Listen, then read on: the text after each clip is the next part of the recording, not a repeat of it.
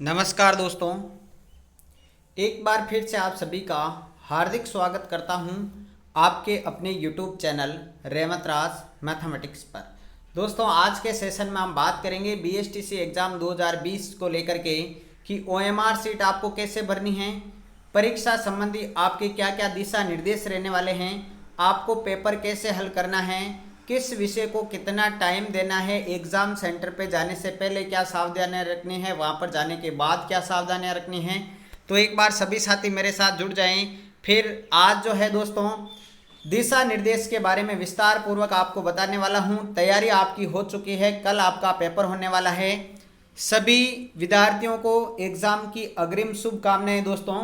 तो जल्दी से एक बार मेरे साथ जुड़ जाइए, फिर सेशन को शुरू करते हैं ताकि आपको जो है परीक्षा संबंधी सारे के सारे नियम मैं आपको एक बार बता दूं दोस्तों। चलिए शुरू करते हैं दोस्तों। शेयर कर दीजिए ताकि सभी लोग अपने साथ जुड़ जाए। दोस्तों, मैं यहाँ पर बात करूं तो सबसे पहले आपको क्या ध्यान रखना है, सबसे पहले आपको ध्यान रखना है कि पेन कौन सा ले जाना है। दोस्तों, आपने देखा होगा कि आपके जो प्रवेश पत्र पे है वहां पे लिखा हुआ है काला बॉल पॉइंट पेन। ठीक है, काला बॉल पॉइंट पेन आपको ले जाके जाना है। कम से कम आपको 2 पेन ले जाने हैं दोस्तों। ठीक है ना, पेन है दोस्तों, खराब भी हो जाए, नहीं चले, कुछ भी हो जाए, इसलिए आप एक पेन ना लेके जाएं। काले बॉल पॉइंट पेन, काला क्यों ले जाना है? क्योंकि काले से गोले सही भरे जाते हैं। काला बॉल पॉइंट पेन आपको लेके जाना है दोस्तों। 2 पेन आपको कम से कम लेके जाने हैं दोस्तों। मास्क की बात करें तो मास्क आपको लगा के जाना है एग्जाम सेंटर पर। ठीक है ना, जिससे पूरा मुंह और नाक अच्छी तरीके से ढका हुआ हो, क्योंकि अपनी खुद की सावधानी ही भी रखनी पड़ेगी दोस्तों। कोरोना काल में परीक्षा हो रही है, इसलिए आपको मास्क का पूरा ध्यान रखना है।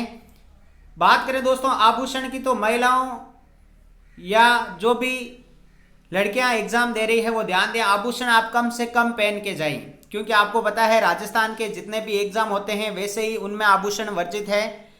तो हाथ में कोई चेन वगैरह है, ब्रेसलेट वगैरह है, ठीक है ना, लड़कों के कानों में जो लौंग वगैरह पहनते हैं दोस्तों, आप उनका थोड़ा सा ध्यान रखें, उनको खोल के चले जाएं। मैं ये इसीलिए बता रहा हूं ताकि आपको एग्जाम सेंटर पे पहुंचने के बाद कोई भी परेशानी न हो। इन अतिरिक्त परेशानियों के कारण आपका तनाव बढ़ सकता है, इसलिए आप फ्री माइंड होके जाएंगे। सबसे पहले तो आपका पेपर निश्चित रूप से अच्छा होने वाला है। कपड़े आपको दोस्तों जो है ऐसी कपड़े नहीं पहनने की जो मतलब आप कह सकते हैं कि जटिल प्रकार के हों, सीधे सादे कपड़े पहन के आप जा सकते हैं एग्जाम सेंटर पे। तो मैंने आपको बता दिया, पेन काला बॉल पॉइंट पेन लेके जाना है, कम से कम 2 पेन आप खरीद के जाएं। मास्क आपको लगा के जाना है दोस्तों। आभूषण आप कम से कम पहनने का प्रयास करें। घड़ी वगैरह ना पहन के जाएं तो सबसे बेस्ट रहेगा, क्योंकि एग्जाम सेंटर पे घड़ियां लगी हुई होती है दोस्तों। मैं ये चाहता हूं कि आपको वहां जाने के बाद कोई प्रॉब्लम नहीं होनी चाहिए, इसलिए ये सारी चीजें बता रहा हूं। यहां तक की बात समझ में आ गई ना आप सभी के? बात करते हैं दोस्तों OMR शीट की। तो OMR शीट कैसे भरनी है आपको, सबसे इंपॉर्टेंट बात करूं मैं दोस्तों कि एग्जाम जो आपका कल होने वाला है, उस आपके एग्जाम में सबसे इंपॉर्टेंट क्या चीज रहेगी? OMR शीट रहेगी। OMR शीट को कैसे भरना है एक एक चीज मैं आपको बताऊंगा। तो OMR शीट पे आप ज्यादा गौर करना, क्योंकि यदि आपने OMR शीट ही गलत भर दी तो फिर आपका पेपर देने का कोई मतलब नहीं रहेगा। ठीक है ना, बड़ा फ्री माइंड से आपको OMR शीट भरना है दोस्तों। चलिए सारी बातें बताऊंगा इस सेशन में, सब मेरे साथ जुड़े रहिए। OMR शीट में आपको दिखाता हूं भर के कि कैसे आपको भरनी है। चलिए, तो दोस्तों आप देख रहे हैं कि ये एक OMR शीट का फॉर्मेट है। यहां पर लिखा हुआ दोस्तों रोल नंबर। ठीक है ना, इस प्रकार से आपके भी उसमें कॉलम बने हुए आएंगे। पहले आपको जो OMR शीट पे दिशा निर्देश दिए रहेंगे दोस्तों, OMR शीट पे आपके जो जब आपको दे दी जाएगी OMR शीट, तो उस पर आपको दिशा निर्देश दिए रहेंगे। ध्यान से पढ़ लें उनको दोस्तों। जल्दबाजी नहीं करनी है कि मुझे तो जाते ही पेपर करना है दोस्तों। पेपर के हिसाब से होगा। सबसे पहले आपका परम कर्तव्य है कि आप OMR शीट को अच्छी प्रकार से उसके नियम निर्देश जो कानून कायदे हैं वो पढ़ लें दोस्तों। यहाँ पर आपको सबसे ज्यादा ध्यान क्या रखना है, ये ऊपर 1 लिखा हुआ होता है, सबसे नीचे जो है 0 लिखा हुआ है। कई बार क्या होता है, सबसे ऊपर 0 आ जाता है, फिर 1 2 3 4 ऐसे गिनती होती है, तो इसका विशेष ध्यान रखना है।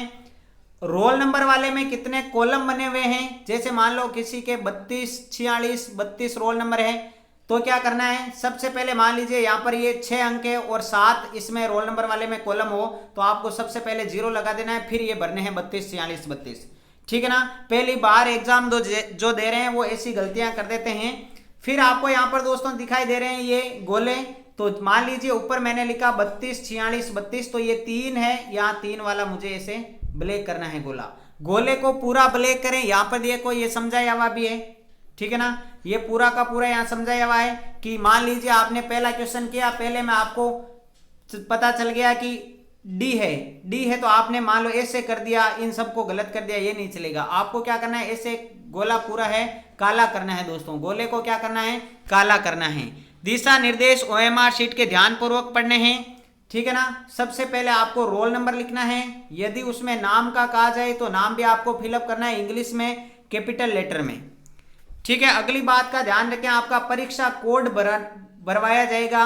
परीक्षा कोड भरवाएंगे तो आपको परीक्षा कोड जो है बोर्ड पर लिखा हुआ मिल जाएगा, या परीक्षक आपको बता देगा, जो आपका एग्जाम हॉल में परीक्षक लगा हुआ होगा वो आपको परीक्षा कोड के बारे में पूरी जानकारी दे देगा कि परीक्षा कोड क्या है। दूसरी बात, आपको जब पेपर दिया जाएगा दोस्तों, उसमें बुकलेट नंबर आएगा, बुकलेट नंबर और एक ओएमआर शीट में नंबर आएगा, वो दोनों नंबर सेम होना चाहिए।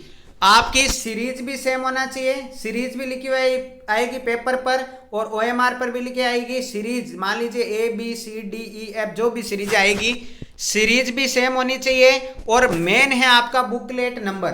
तो दोस्तों मैं बात करूं बुकलेट नंबर की, तो बुकलेट नंबर भी आपसे भरवाया जाएगा ओएमआर में, और दोनों का बुकलेट जो नंबर है वो सेम होना चाहिए। उसके बाद दोस्तों पेपर की बात करें तो पेपर खोलते ही आपको ये ध्यान करना है कि कोई पृष्ठ फटा हुआ तो नहीं है। पेपर पे भी जो आवश्यक दिशा निर्देश रहेंगे दोस्तों, दिशा निर्देश वो आपको ध्यानपूर्वक पढ़ने हैं। नेगेटिव मार्किंग है नहीं तो आपको 200 में से 200 पूरे पर्सन करके आने, ये भी ध्यान रखना है। नेगेटिव मार्किंग नहीं है दोस्तों BSTC के अंदर, तो आपको पूरे के पूरे सवाल हल करके आना है। कैसे प्रश्न पत्र हल करना है पूरा मैं इस सेशन में बताने वाला हूं, ठीक है। ओएमआर के बारे में ये जरूरी चीजें आपको पता चल गई। अब आगे बढ़ते हैं, आगे आपको कैसे क्या करना है एग्जाम में।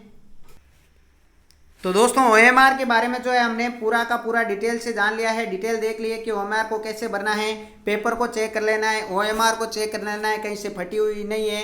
आपको ओएमआर में दोस्तों रफ कार्य नहीं करना है। ओएमआर में जितनी चीजें आपसे पूछी जाए उतना ही कार्य करना है, इसके अलावा कुछ नहीं लिखना है।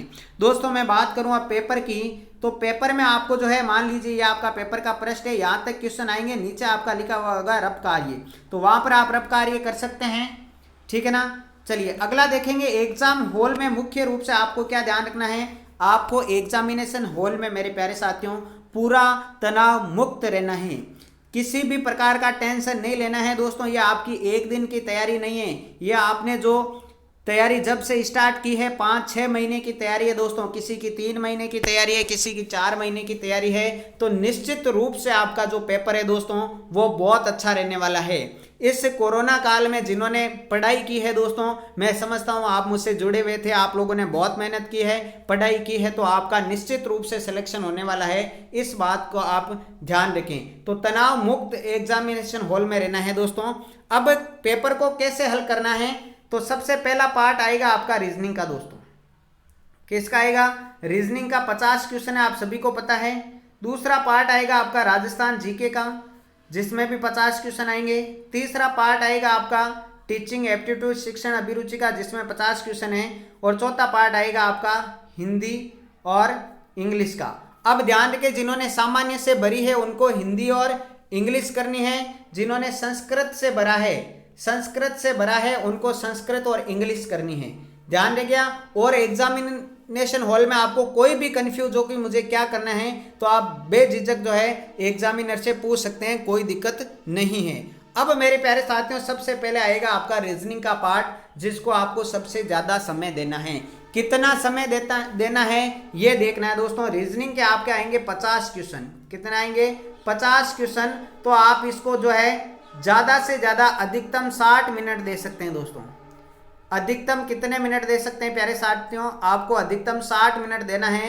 60 मिनट तक जो है आपको रीजनिंग के सवाल कर लेने हैं। सवाल कैसे करने हैं ये भी ध्यान से, जैसे पहला प्रश्न आपने किया तो इस पे जैसे ABCD 4 ऑप्शन है, टिक लगा लीजिए कि पहला ऑप्शन है, टिक लगा लिया, फिर दूसरा टिक लगा लिया, तीसरा टिक लगा लिया, ऐसे 50 क्वेश्चन करने के बाद जस्ट आपको OMR शीट में गोले भर देने, एक बार रीजनिंग का काम खत्म कर देना है। 50 क्वेश्चनों को हल करके टिक करके 60 मिनट में आपको जो है 60 मिनट के अंदर अंदर सभी गोले भर देने हैं दोस्तों। 1 घंटे का टाइम हो चुका है। अब रहे दोस्तों जीके, 50 क्वेश्चन जीके के, 50 क्वेश्चन टीचिंग एप्टीट्यूड के और 50 क्वेश्चन आपके हिंदी और इंग्लिश के। अब आपको इनमें टाइम कम लगेगा। आपको सबसे पहले राजस्थान जीके करना है, टिक कर लीजिए, शिक्षण अभिरुचि टिक कर लीजिए। इन दोनों को आप एक साथ OMR शीट में भर दीजिए पहले, ठीक है। ये दोनों करने के बाद आपको एक बार फिर से OMR शीट भरनी है, क्योंकि एक बार पूरा पेपर हल करने के बाद OMR शीट नहीं भरना है, लास्ट में आपको प्रॉब्लम हो सकती है, ठीक है। उसके बाद हिंदी इंग्लिश आप करिए और OMR शीट में गोले भर दीजिए। इस प्रकार से आपको पूरा पेपर हल करना है, ठीक है। अब बात रही परीक्षा केंद्र की, तो सेंटर पे दोस्तों आपके प्रवेश पत्र में लिखा हुआ है कि 30 मिनट पहले पहुंचना है, 30 मिनट पहले पहुंचना है। लेकिन आपको क्या करना है, सेंटर पर लगभग 1 घंटे पहले पहुंच जाना है दोस्तों। ध्यान रखें, मौसम एक ऐसा फैक्टर है जो अभी आपको पता है कि राजस्थान में जो है जारी किया गया है हाई अलर्ट। क्यों? क्योंकि राजस्थान में दोस्तों आपको हाई अलर्ट जारी किया गया है बारिश को लेकर के। मौसम विभाग ने हाई अलर्ट जारी किया है, तो जो लोग बाइक वगैरह से जाएंगे वो घर से जल्दी निकल जाएं और सेंटर पर जो है समय पर पहुंच जाएंगे। दोस्तों मैं ये चाहता हूं कि कोई भी स्टूडेंट बिना परीक्षा नहीं रहे, इसलिए आपको सेंटर पे जाना है, क्योंकि लेट पहुंचने वालों को कोई एंट्री नहीं दी जाएगी, ठीक है। आज रात को दोस्तों आज रात को तनाव मुक्त नींद लें, आप तनाव मुक्त नींद लें दोस्तों, ठीक है।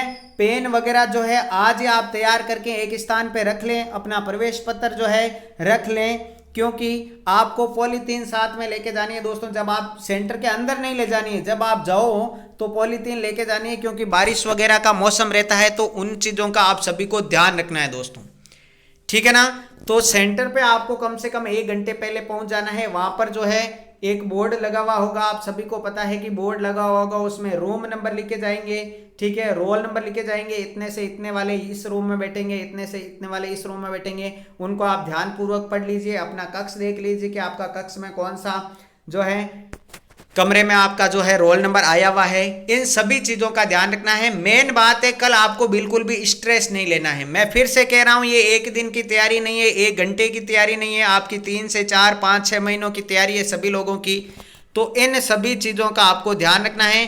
पेपर आपको अच्छा करके आना है। मैं वादा करता हूँ कि आपका पेपर सबसे बेस्ट होने वाला है दोस्तों, ठीक है ना। इन सब चीज़ों का ध्यान रखना है दोस्तों। OMR शीट भरते समय ध्यान रखना है, पेपर आपको वापस नहीं दिया जाएगा, पेपर आपका वापस वहीं जमा होने वाला है।